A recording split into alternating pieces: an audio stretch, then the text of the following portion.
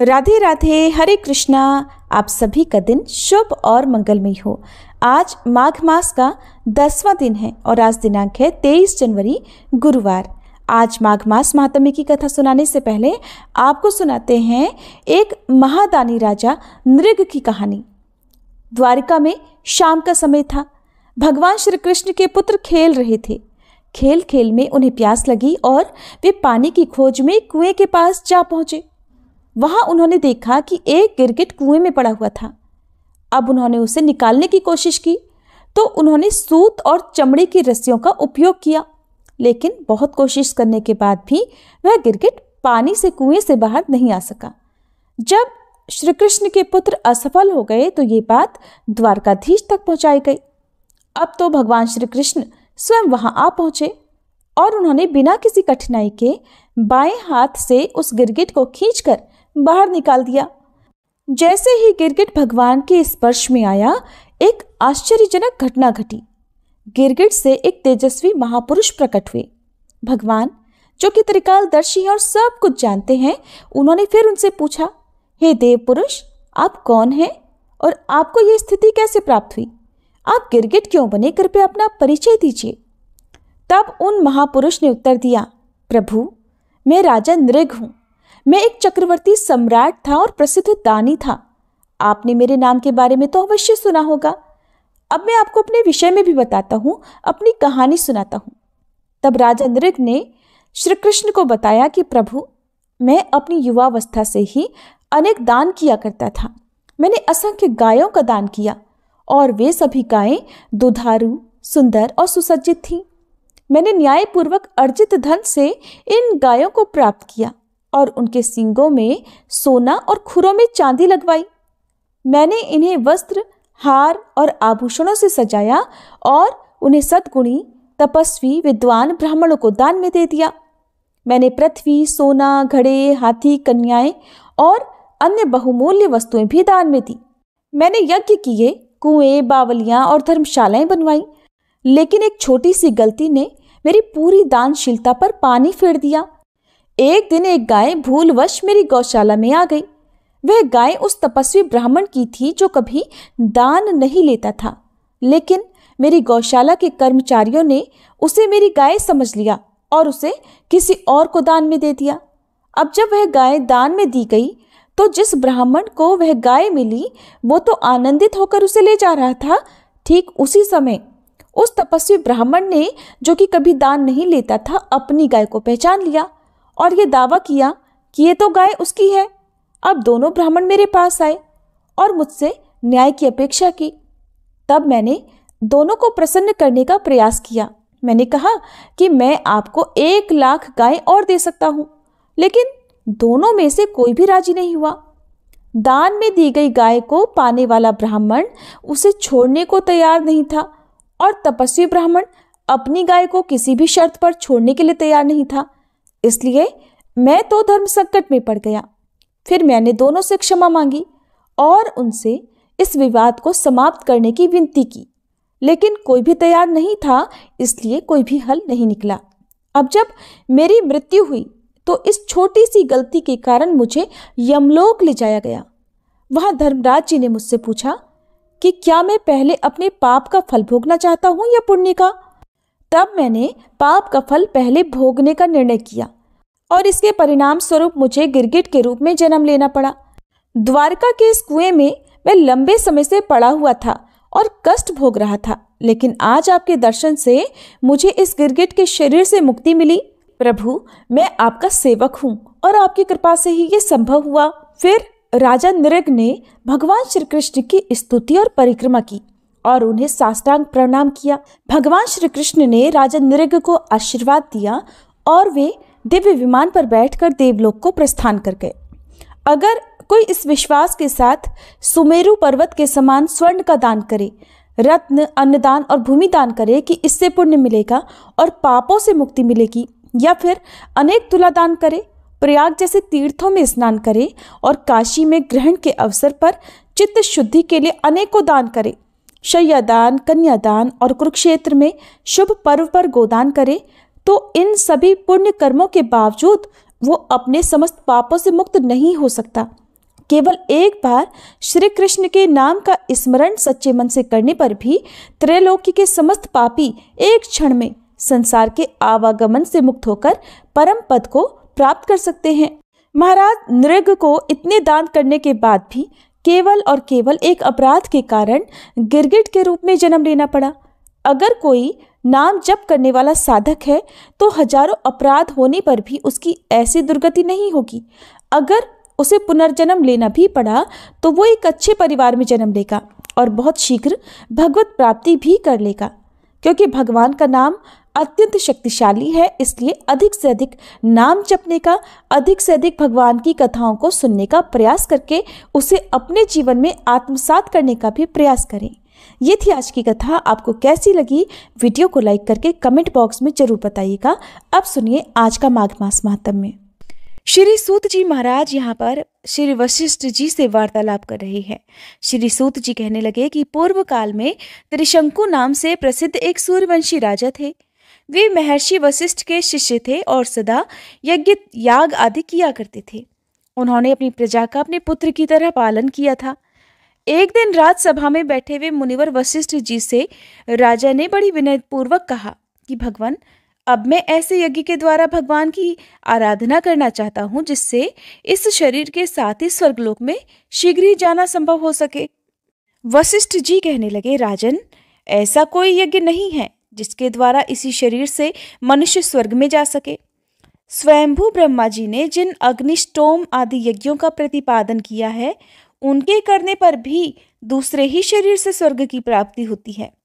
त्रिशंकु बोले, प्रभो, यदि इसी शरीर से स्वर्ग की प्राप्ति कराने वाला यज्ञ आप मुझसे नहीं करा सकते तो मैं किसी दूसरे ब्राह्मण को आचार्य बनाकर उस यज्ञ का अनुष्ठान करूंगा और इसी शरीर के साथ स्वर्ग को जाऊंगा। श्री सूत जी कहते हैं कि त्रिशंकु का ये वचन सुनकर महर्षि वशिष्ठ जी ने हंसते हुए कहा, पृथ्वीनाथ, आज ही वैसा यज्ञ कीजिए, मुझे कोई आपत्ति नहीं है। तब राजा वशिष्ठ मुनि को प्रणाम करके उस स्थान पर गए जहां उनके 100 पुत्र रहते थे। उनके सामने भी राजा ने अपना वही उद्देश्य रखा। तब उन्होंने भी वही उत्तर दिया जो वशिष्ठ जी ने कहा था। ये सुनकर राजा ने पुनः उनसे कहा कि गुरुपुत्रो, आपके पिताजी इस समय मुझे सशरीर स्वर्ग भेजने में असमर्थ हो गए हैं, इसलिए मैंने उन्हें छोड़ दिया है। अब मेरे पुरोहित वो नहीं रहे, और अगर आप लोग भी मुझसे वैसा यज्ञ नहीं करवाएंगे तो मैं आपको भी छोड़कर शीघ्र ही दूसरे पुरोहित का वरण कर लूंगा। ये सुनकर वे सभी गुरुपुत्र कुपित हो गए और कठोर वाणी में बोले, पापी, तूने हितैषी गुरु का त्याग किया है, इसलिए तू सभी लोगों के द्वारा निंदित चांडाल हो जा। उनका यह वाक्य पूरा होते ही राजा त्रिशंकु उसी क्षण विकृत और विकराल शरीरधारी चांडाल हो गए। अपने आप को विकृत चांडाल के रूप में देखकर राजा को अब बड़ी लज्जा हुई। वे बहुत दुखी होकर इधर उधर घूमने लगे। सोचने लगे कि मैं क्या करूं, कहाँ जाऊं, किस प्रकार मुझे शांति मिलेगी। मैं जलती हुई आग में समा जाऊं या फिर विष खा लूं कि इस उपाय से आज ही मेरी मृत्यु हो जाए। ऐसे घृणित शरीर के द्वारा उन स्त्रियों को मैं कैसे देखूंगा जिनके साथ वैसे दिव्य शरीर से मैंने क्रीड़ा की है। इस प्रकार शोक करते हुए राजा ने रात के समय अपने नगर में प्रवेश किया और फिर राजद्वार पर ठहरकर मंत्रियों सहित पुत्र को बुलाकर शाप संबंधी सारी बातें उन्हें बता दी। दूर खड़े हुए राजा का ये वचन सुनकर वे मंत्री और पुत्र भी शोक मगन होकर रोने लगे। तब राजा ने अपने मंत्रियों से कहा कि अगर मेरे प्रति तुम्हारे हृदय में अविचल भक्ति भाव हो तो अब मेरे पुत्र का मंत्रित्व स्वीकार कर लो। मेरा बड़ा पुत्र हरिश्चंद्र मुझे बहुत ही प्रिय है, इसलिए शांतचित्त होकर इसी को मेरे स्थान पर यथासंभव शीघ्र ही राजा बनाओ। मैं तो अब अपने संकल्प को पूरा करूंगा, या तो इसी प्रयत्न में प्राण दे दूंगा या सदेह स्वर्ग लोक में जाऊंगा। ऐसा कहकर त्रिशंकु वन में चले गए और मंत्रियों ने उनके पुत्र को राज सिंहासन पर बिठा दिया। श्री सूत जी कहते हैं, उसके बाद त्रिशंकु ने यह निश्चय किया कि इस समय त्रिलोकी में विश्वामित्र मुनि को छोड़कर दूसरा कोई ऐसा नहीं है जो मुझे इस भयंकर दुख से बचा सके। मन में ऐसा विचार कर उन्होंने कुरुक्षेत्र को प्रस्थान कर लिया। वहां पहुंचकर वे विश्वामित्र जी का आश्रम ढूंढने लगे। इतने में ही दूर से उन्हें काले धुएं का पुंज दिखाई दिया और जल का स्पर्श करके आती हुई शीतल हवा ने उनकी सारी थकावट दूर कर दी। इससे जलाशय और आश्रम का अनुमान करके वे जल्दी जल्दी चलने लगे। थोड़ी ही देर में नदी के तट पर एक मनोहर आश्रम दिखाई दिया, जो चारों ओर से फूले फले वृक्षों द्वारा घिरा हुआ था। वहां नेवले, सर्पों के, उल्लू, कौवों के, बिलाव, चूहों के और व्याघ्र नाना प्रकार के मृगों के साथ खेल रहे थे। उसी आश्रम पर पहुंचकर त्रिशंकु ने तपस्या के निधान विश्वामित्र मुनि को देखा।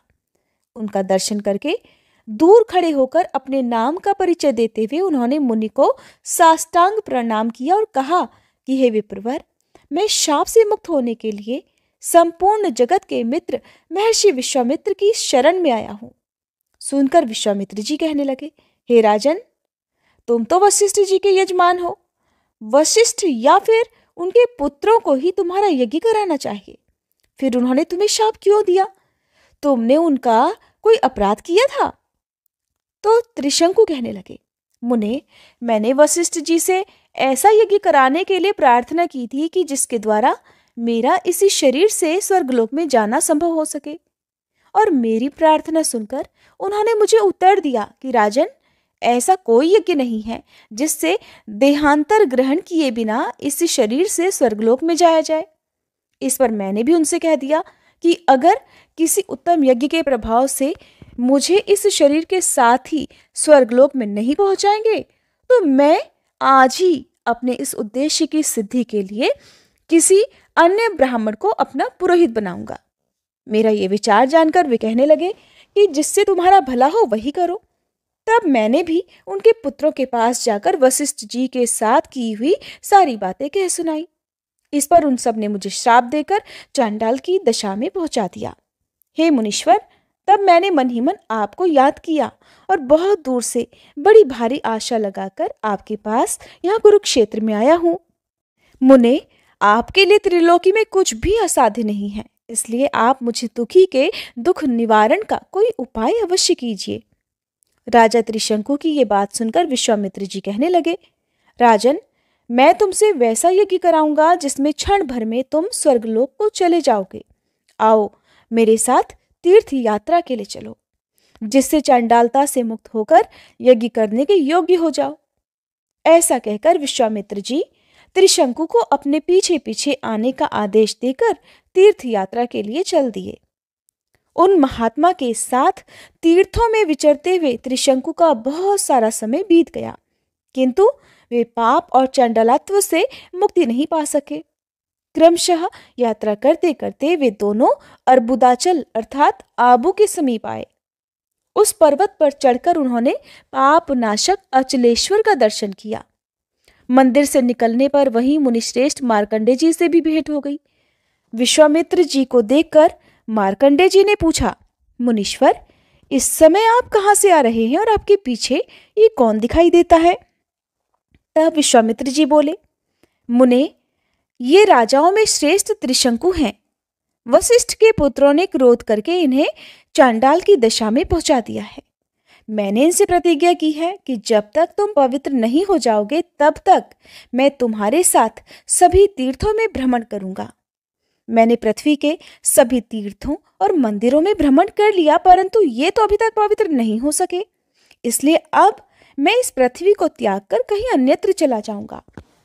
श्री मार्कंडे जी कहने लगे, मुने, अगर ऐसा है तो आप इस पृथ्वी को त्याग कर कहीं मत जाइए।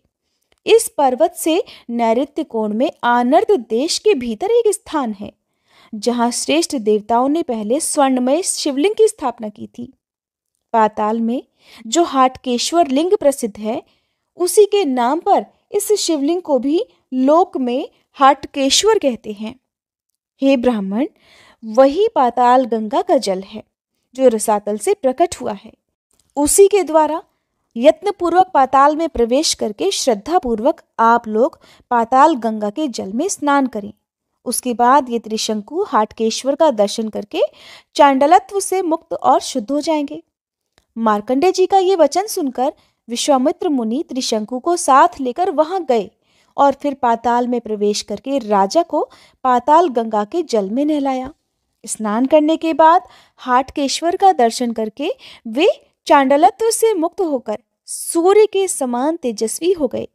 निष्पाप होकर त्रिशंकु ने मुनिवर विश्वामित्र को प्रणाम किया। मुनि कहने लगे, हे राजन, सौभाग्य की बात है जो तुम इस समय चांडालत्व से मुक्ति पा गए। मित्र, तुम्हारे लिए मैं स्वयं ब्रह्मा जी के पास जाकर प्रार्थना करूंगा कि वे तुम्हारे यज्ञ में यज्ञ भाग ग्रहण करें। इसलिए जब तक मैं ब्रह्मलोक से आता हूं तब तक तुम यज्ञ के सभी सामान यही मंगाओ। राजा ने बहुत अच्छा कहकर मुनि की आज्ञा स्वीकार कर ली। तब वे ब्रह्मा जी के समीप जाकर उन्हें प्रणाम करके बोले कि हे प्रपितामह, मैं राजा त्रिशंकु के द्वारा इस संकल्प से यज्ञ कराऊंगा कि वे मनुष्य शरीर से ही आपके लोक में जा सकें।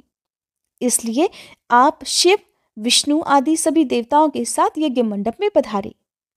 ब्रह्मा जी ने कहा, हे ब्राह्मण, देहांतर ग्रहण किए बिना केवल यज्ञ कर्म से स्वर्ग की प्राप्ति कभी नहीं हो सकती। हम सब देवताओं के मुख अग्नि हैं।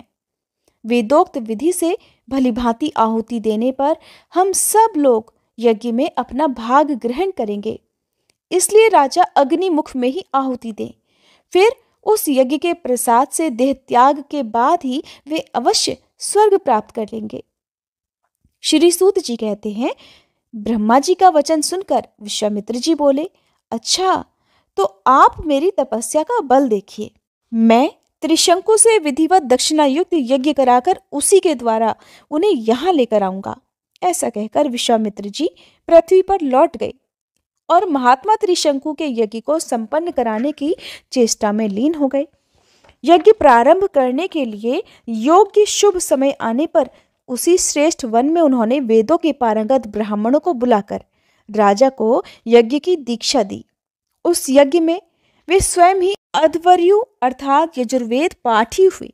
शांडिल्य मुनि होता अर्थात ऋग्वेदी के पद पर प्रतिष्ठित हुए। महर्षि गौतम को ब्रह्मा जी का पद प्राप्त हुआ।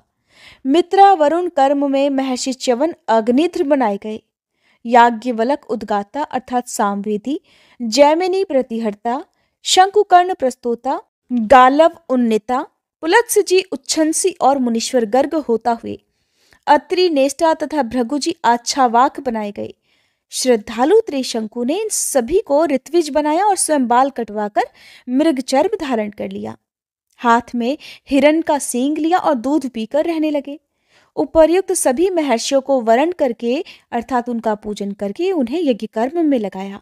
इस प्रकार दीर्घ काल तक चालू रहने वाले उस यज्ञ के आरंभ होने पर सभी दिशाओं से वेद वेदांगों के पारगामी ब्राह्मण वहां पर आने लगे।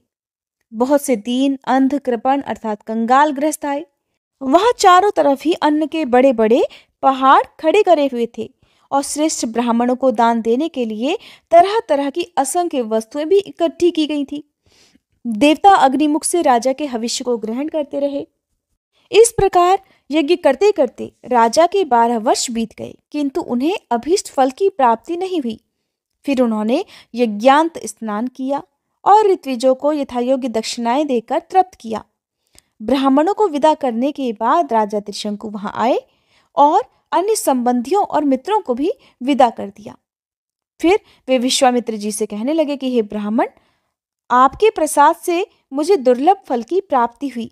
चांडालता भी नष्ट हो गई, परंतु इसी शरीर से स्वर्गलोक नहीं मिला।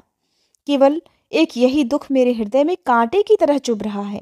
मुने, अब वशिष्ठ जी के पुत्र ये सब बात सुनकर मेरा उपहास करेंगे, इसलिए अब मैं वन में रहकर तपस्या करूंगा, राज्य नहीं करूंगा।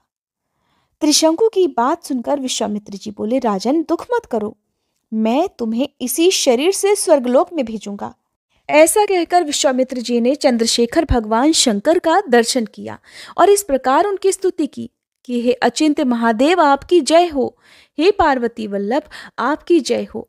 हे कृष्ण जगन्नाथ, कृष्ण जगतगुरु, आपकी जय हो। अचिंत्य अमेय अनंत अच्युत, आपकी जय हो। हे प्रभु, हे शिव, आपकी जय हो। सर्वपाप नाशन, आप ही धाता, विधाता, कर्ता और रक्षक हैं। देवेश, 4 प्रकार के प्राणियों का कल्याण करने वाले भी आप ही हैं। जैसे तिल में तेल और दही में घी व्याप्त रहता है, उसी प्रकार समस्त संसार आपसे ही व्याप्त है। आप ही ब्रह्मा, विष्णु, इंद्र और अग्नि हैं। आप ही वषटकार, यज्ञ और सूर्य हैं। अथवा बहुत कहने या स्तुति करने की क्या आवश्यकता है प्रभु? मैं आपकी वेद वर्णित विभूति को बहुत संक्षेप में बतला रहा हूँ। भगवान, तीनों लोकों में चर और अचर जो कुछ भी दिखाई देता है, सब में आप ही व्याप्त हैं। ठीक उसी तरह जैसे काष्ठ अर्थात लकड़ी में अग्नि व्याप्त रहती है। श्री भगवान बोले, मुने, मैं तुम पर बहुत प्रसन्न हूं, तुम कोई वर मांगो। तब भगवान शंकर से विश्वामित्र जी कहने लगे कि हे महेश्वर, आपकी कृपा से मुझ में संसार की सृष्टि करने का सामर्थ्य हो जाए। तथास्तु कहकर भगवान शिव अंतर्ध्यान हो गए। अर्थात उन्होंने जिस प्रकार ब्रह्मा जी को सृष्टि करने का आशीर्वाद प्राप्त था, उसी तरह का आशीर्वाद विश्वामित्र जी को भी दे दिया। अब तो विश्वामित्र जी वहीं स्थित होकर ध्यान पूर्वक 4 प्रकार की सृष्टि करने लगे। इस प्रकार जल में प्रवेश करके सृष्टि चिंतन करने वाले विश्वामित्र जी ने जिन जिन वस्तुओं की सृष्टि की, वे सब आज भी दिखाई देती हैं। उन्होंने समस्त देवगण, नक्षत्र, ग्रह, मनुष्य, नाग, राक्षस, वृक्ष युक्त लता, सप्तऋषि और ध्रुव आदि सब की रचना की और उन सबको अपने अपने कर्तव्य कर्मों में नियुक्त किया। तब आकाश में एक ही साथ 2 सूर्य और 2 चंद्रमा उदित हुए और अन्यान्य ग्रह भी 2 गुने उत्पन्न हो गए थे। सप्त ऋषियों सहित संपूर्ण नक्षत्र भी दुगुने दिखाई देने लगे। इस प्रकार आकाश में सभी ग्रह नक्षत्र द्विगुण होकर एक दूसरे से स्पर्धा रखकर लोगों के मन में भ्रम उत्पन्न करने लगे।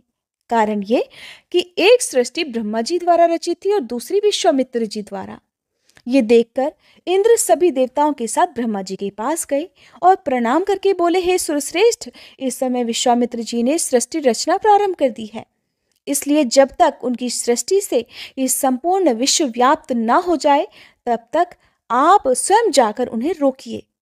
तब ब्रह्मा जी मुनिवर विश्वामित्र जी के पास गए और इस प्रकार बोले कि हे ब्रह्म ऋषि, तुम मेरे कहने से सृष्टि रचना का कार्य अब बंद करो।